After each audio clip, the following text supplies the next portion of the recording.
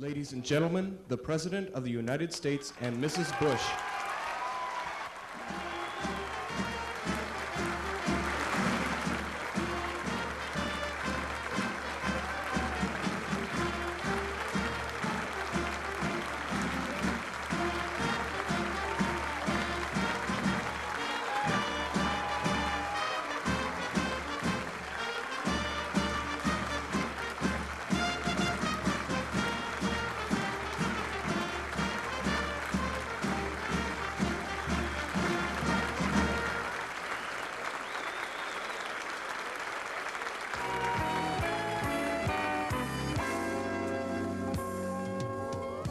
The President of the United States and First Lady Barbara Bush visited East Brunswick last week when they stopped in at a gubernatorial fundraising event for Representative Jim Courter held at the Ramada Renaissance Hotel.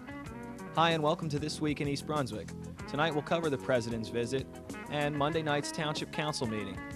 Doug Halverson introduces adult protection services and Adrian Eisner cautions users of garage door openers. This and more tonight, but first a look at programming on Channel 8 next week. We'll begin October with Look Great, Feel Great, Monday morning at 10. At 10:30, children's librarian Ann Burlingame presents stories from the library. Tuesday evening at 7:30, learn about the financial effects of the age wave with Paul Hansen and his guest, Kevin Johnson, on You and Your Money.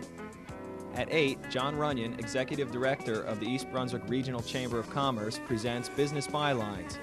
Mandatory recycling is the topic of discussion. Wednesday night at 7:30, Spotlight on Education features information about the forthcoming report card on the schools. Dr. Richard DePatry, Assistant Commissioner of Educational Programs, speaks with East Brunswick's Superintendent, Dr. John Kopko. At 8, Stuart Davis looks at how kids deal with death. That's on 18, Wednesday night at 8. We'll return Thursday night at 7 and 8 with a new edition of This Week in East Brunswick. And at 7:30, Ken Shalhoub interviews gastroenterologist Dr. Alan Plumser. At an event which drew media coverage from the tri-state area, East Brunswick became the spotlight of attention last Friday when President Bush visited the Ramada Renaissance Hotel on Route 18. The purpose of his visit was a Republican fundraiser for gubernatorial candidate James Courter. At $500 a plate, and some donating as much as $5,000, the luncheon raised over $700,000. Among the dignitaries on the dais were Governor Thomas Kane and wife, Representative James Courter along with his wife and daughter, and East Brunswick's own Mayor Jack Sinagra. As the East Brunswick High School marching band, conducted by Vern Whitlock, played Hail to the Chief, the President entered the room to the applause and cheers of over 1,000 Republican supporters. Barbara and I are just delighted to be here, albeit for a short period of time. It's good to be back in a state whose motto is liberty and prosperity, and which in the last 8 years has had a governor devoted to both liberty and prosperity. And if I could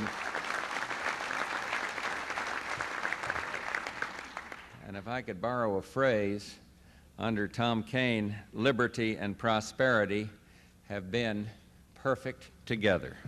And it's a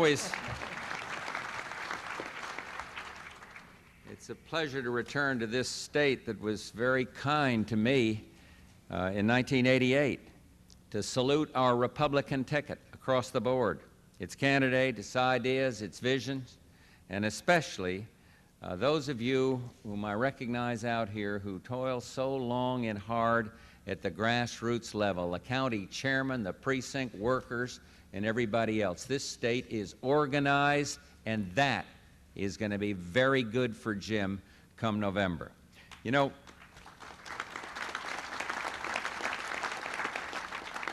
I've come to East Brunswick not just to say thank you, but for an even more important reason.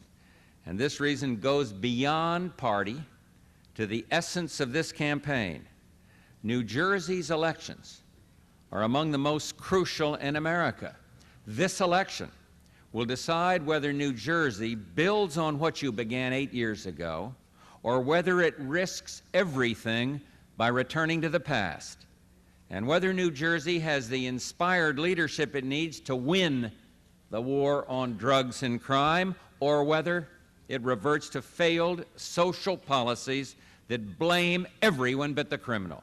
And this election will decide whether New Jersey continues to have the kind of leadership which balances a sound economy and a sound ecology, and it can be done. And Tom Kean shows me that I can do that for the country as well. Or whether its leadership says no to higher taxes and yes to extending the prosperity of the last 8 years. And that's what this election is about. That's what it's going to decide. And it's that important, and it's that clear-cut. And today I make a prediction. This November, New Jersey will make the right decision, and Jim Cotter will be our next governor. They do not want to go back to the past.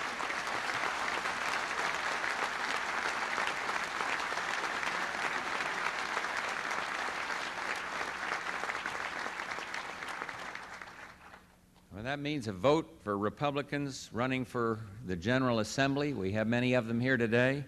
Republicans who will help ensure fair redistricting in the 1990s, and a vote for Republicans running at the local and county level as well. It means a vote for candidates who will take a tough approach to the criminal elements, and perhaps most of all, it means a vote for the man who can move your state into the coming decades stronger than ever. And of course, that is your next governor, Jim Cotter. Jim's a longtime friend, and I wanted to come up here and on a very personal basis support him and the great party that's behind him and tell you of the high regard that we Bushes have for the Cotters. I know you wanted to hear a few words from a prominent national figure who can really fire up a crowd and generate some excitement. Unfortunately, Schwarzenegger had to go back to Los Angeles, so they sent me. But look, I'm delighted. President Bush did go on to fire up the crowd by pointing out Cotter's record and the Republican Party's stance on the environment, education, crime, and drugs. And I guess the sum is, do you think that we can achieve the goal? I believe we can, both here and across our country. There's a change taking place in America. I'm optimistic about this doing something, making a real imprint across the country on eliminating the scourge of drugs. How can we do it? First here, you get down to the political level. We can do it through a unified Republican Party, working together to support our entire ticket, and through the old values and new thinking embodied by Jim's campaign. The future versus the past. Policies that work versus policies that don't. A better future for our children or one of lost opportunity. And yes, there's a lot at stake. And let me remind you, Election Day is only 46 days away. So let's raise our sights, roll up our sleeves, keep New Jersey proud by keeping it Republican, and together help our outstanding Jim Cotter and a new Republican General Assembly preserve and strengthen the new New Jersey. Thank you for what you're doing. Redouble your efforts, and God bless you all.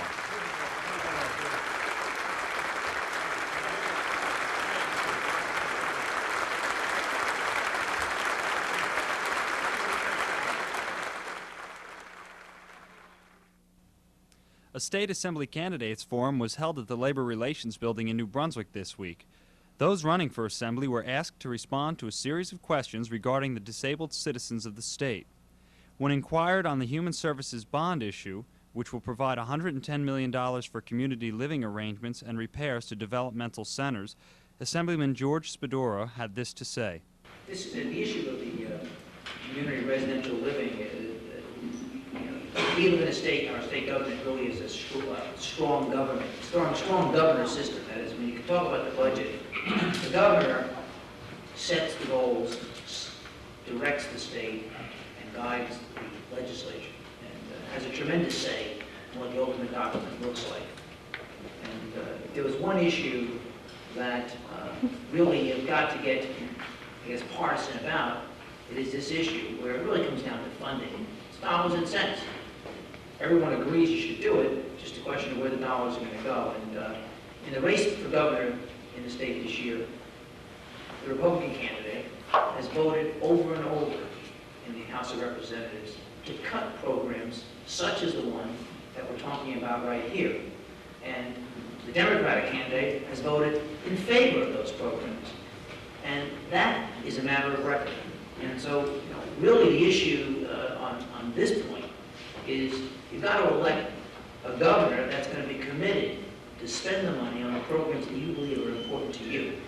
On this issue, the Democratic candidate, Jim Florio, is the one who should be voted for. We legislators can pass the bills, but ultimately the governor's got to sign the bill.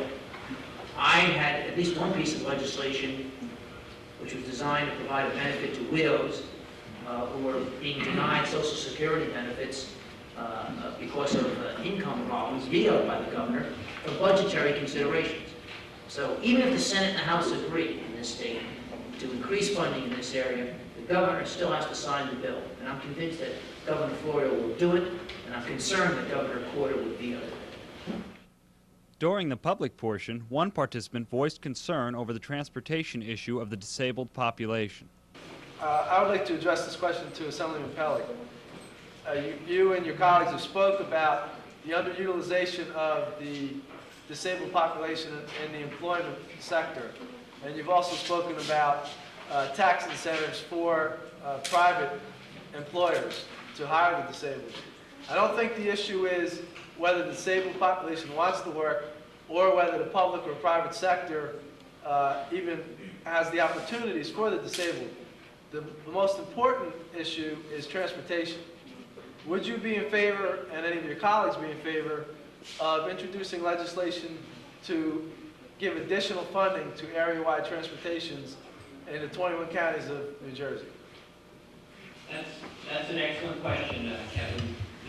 You're right on target with respect to the need for transporting handicapped persons.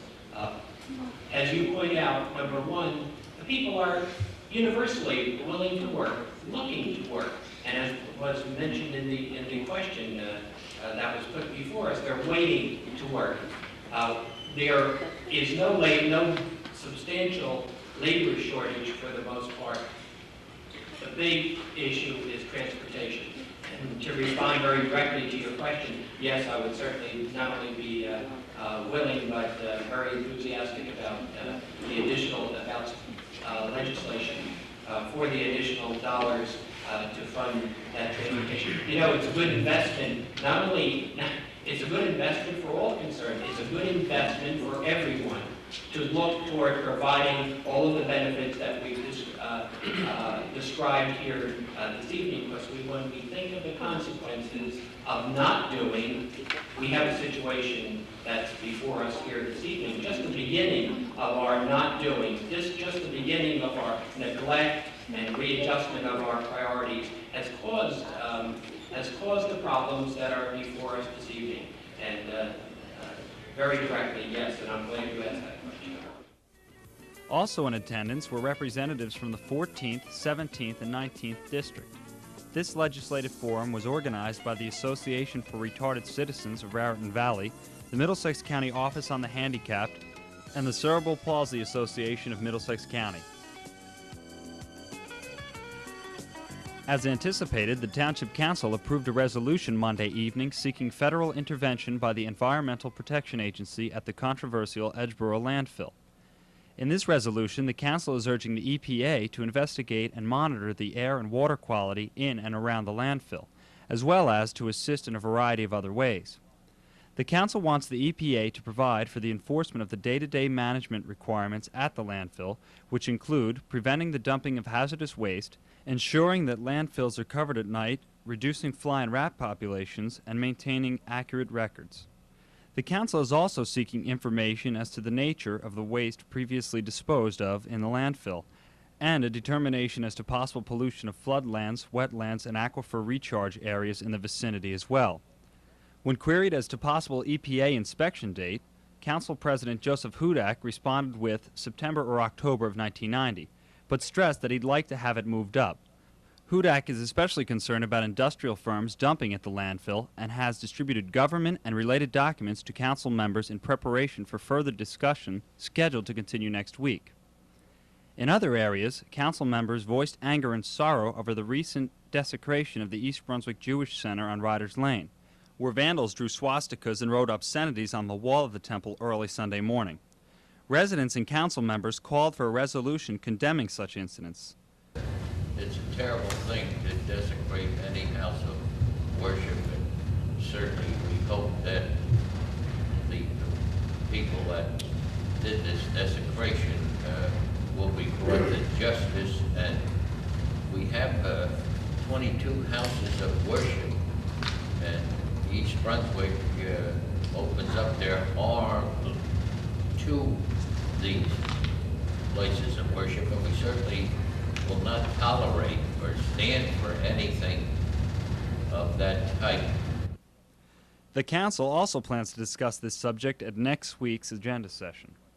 And lastly, it was reported by Judith Lebline, Director of Parks, Recreation, and Community Services, that township emergency staff were well prepared for problems in the wake of last week's storm, which caused a minimum of damage throughout the community.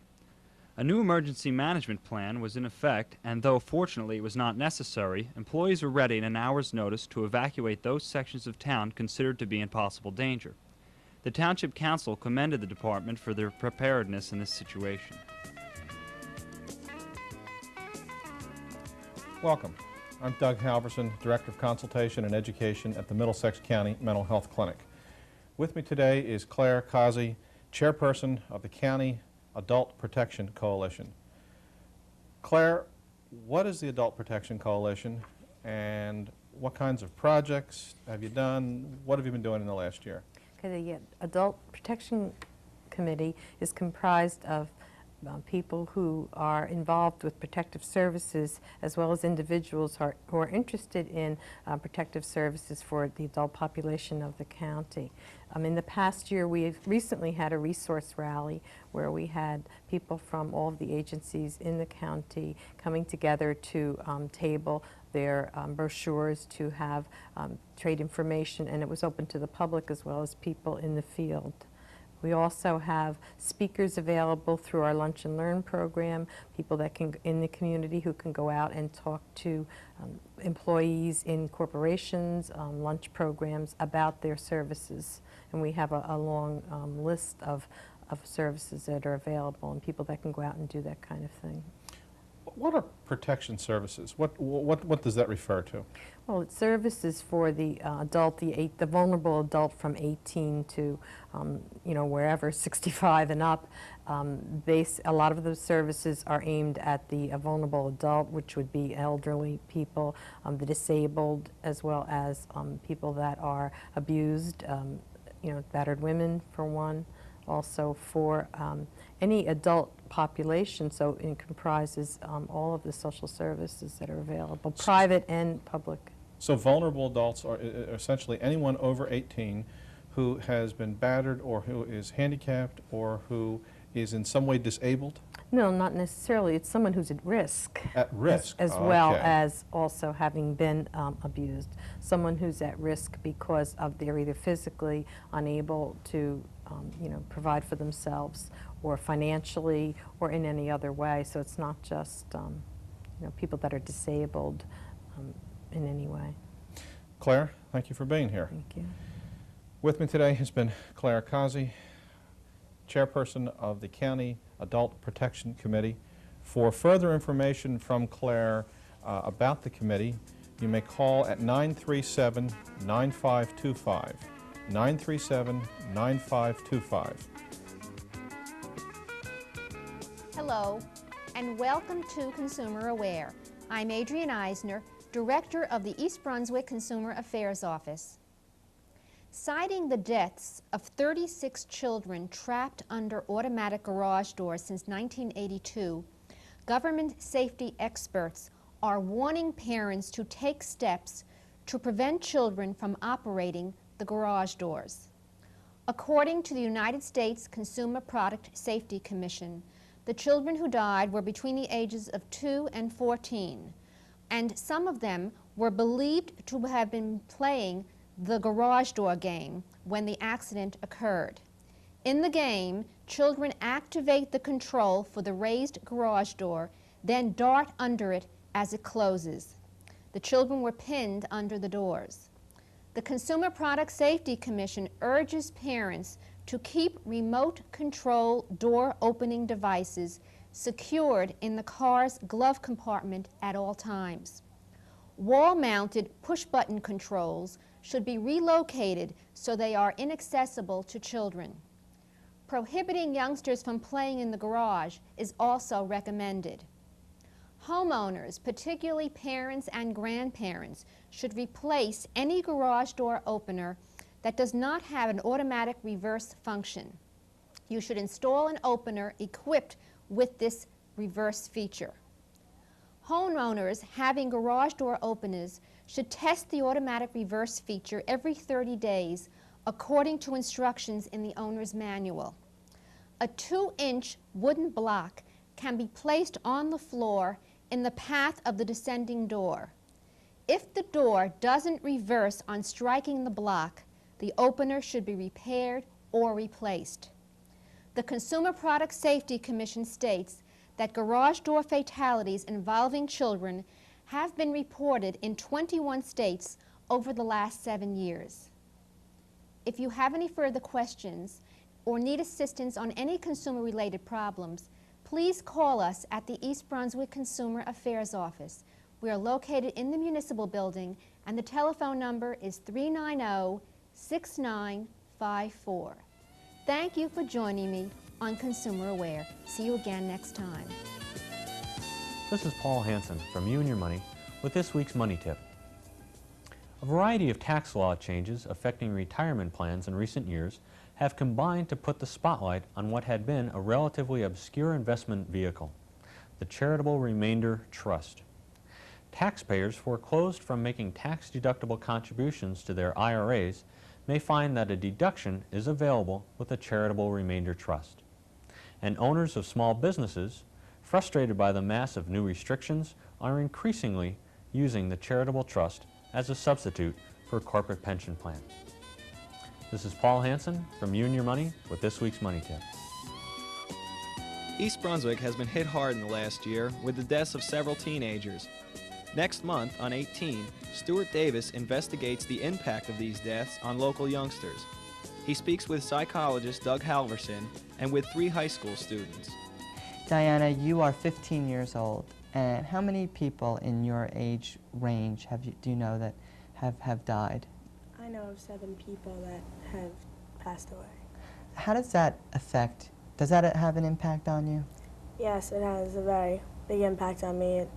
It makes me feel that life is more important and that I shouldn't take risks and that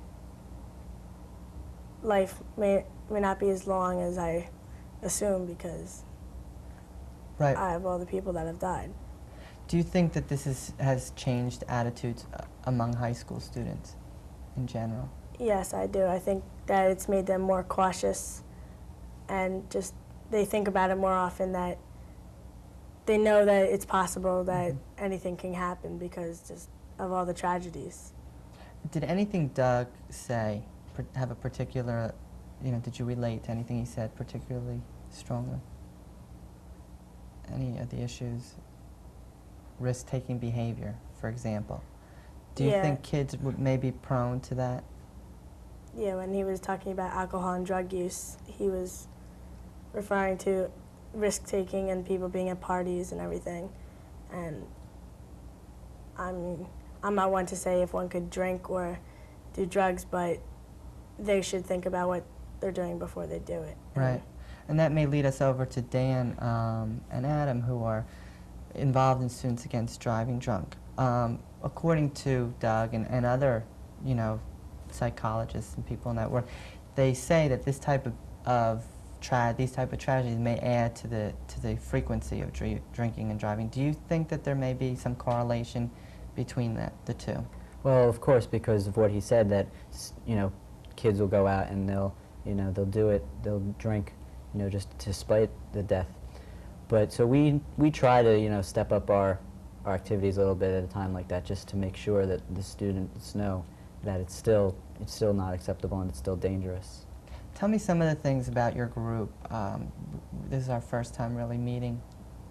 What is your group all about? Well, our main purpose is to keep students informed about the dangers of drinking and driving. That's really the main thing. We can't, tell them not to drink or tell them to drink, but we stress that if you choose to drink, which is solely your choice, do not drink and drive. And we have various activities which stress this. We have a few assemblies and we have guest speakers. We had someone from the trauma center at Robert Wood Johnson Hospital. And around the time of the prom, we stress this heavily, and we have an entire week for SAD. Now, you chose to dedicate your time to be president of this organization. In doing so, certainly one of the things you're doing is hopefully preventing careless behavior, preventing deaths. Why did you take this issue on personally? Well, I was one of the first students to get my license in my grade, so I knew that I personally was going to be driving a lot of my friends around. So from a personal standpoint, I just wanted to be involved. And I think that it's one of the most important issues facing students because it's something that I have to deal with and my friends have to deal with. And it's something that's going to have to be dealt with at any age. When I go to college, it's still going to have to dealt with. And even beyond that, drinking and driving is a problem that is with every age group. And I thought now would be a good time to start getting involved. Do you think that your group can focus on stopping some deaths? Do you think that this group can in it? Definitely. I mean, I've seen it where people have been drunk and other people have said, you're not driving, and the person has given a friend the keys and has volunteered not to drive home because they have, they didn't think they were capable. So I've seen it happen, the impact that SAD has had of the students here. And Adam, how did you get involved with SAD, and what are your reasons for it? Well, like Dan, I'm also one of the first kids in my grade to drive. And I think this is a serious issue, and there's got to be somebody. So why not me or Dan or anybody else who feels that it's very important to get involved? Right. Now, overall, how do you feel? Do you think that these deaths have had an impact on the attitude or the feeling at the high school, the tone there? Oh, definitely. Like last year, we had like a serious accident at the high school which involved a death, and that day, from that day on, like I think everybody's life changed. Thinking about drinking and getting into the car. There's at the high school, I had an opportunity to visit the guidance department there and speak with the school psychologist. And she told me that last year when there were a couple of deaths, there was a bereavement group set up for kids in the high school to deal with these deaths. And several kids did attend. And some of the things she talked about were kids that really weren't coping well with it, or maybe not as well, would go to the graves of the kids like very often, almost too frequently. Do you think that and I'm asking you, Diana, because you are in a class that lost three teenagers this year. Do you think that the high school might be on the lookout out for kids who may be bereaving? Yeah, well, because the three of my friends have died this summer, we've been able to talk to friends about it, and we haven't been able to really talk to anyone like a school psychologist or anything like that. But if they brought up a group like that, I think that many people would attend, because some people still aren't coping well with it because they haven't had the advice from the... What can you say as far as, should we be looking out for certain signs, do you think, like Doug was saying, of kids that maybe... I'm not really sure, because people I've talked to, some people deal well with it, and I haven't really come across anybody that has been terribly depressed all the time and everything. Most people are okay. For more information, including how to help kids deal with grief, watch 18 Wednesday night at 8 and Saturday morning at 11 a.m.